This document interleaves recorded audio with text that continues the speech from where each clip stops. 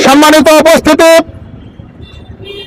12ই December যখন আমাদের প্রিয় ভাই গণতন্ত্র চর্চার জন্য ষষ্ঠ ভোটের জন্য ঢাকা 8 আসনের একজন প্রার্থী হিসেবে মানুষের দ্বারে দ্বারে গিয়ে ভোট প্রার্থনা করছিলেন, তখন আমরা লক্ষ্য করলাম যারা বাংলাদেশে গণতন্ত্র চায় না, যারা বিগত 17 বছর বাংলাদেশ থেকে গণতন্ত্রকে লুণ্ঠন করেছিল, তারা বিভিন্নভাবে যারা বাংলাদেশকে সামনের দিকে এগিয়ে নিয়ে যাওয়ার জন্য লড়াই করেছে, সংগ্রাম করেছে, তাদেরকে হত্যার হুমকি দিয়ে যাচ্ছিল।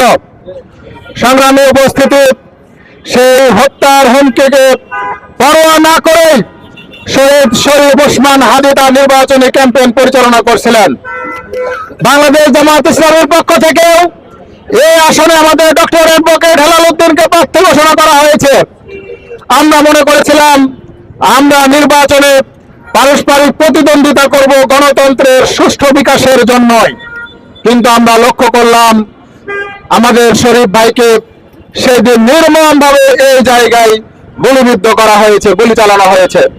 সংগ্রামী উপস্থিতি, আজকের এই চত্বরকে আমরা আজকের এই সমাবেশের মাধ্যমে অন্তর্বর্তী সরকারের কাছে আহ্বান জানাতে চাই, অবিলম্বে এই চত্বরকে শরীফ ওসমান হাদী এভিনিউ হিসাবে ঘোষণা করতে হবে এবং এই হত্যাকাণ্ডের সাথে যারা জড়িত, আজকে আমরা লক্ষ্য করছি বিভিন্ন নেগেটিভ তৈরি করা হচ্ছে। বাংলাদেশের গোয়েন্দা বাহিনী আজকে ব্যর্থতা পরিণত হয়েছে, ব্যর্থ হিসাবে পরিণত হয়েছে।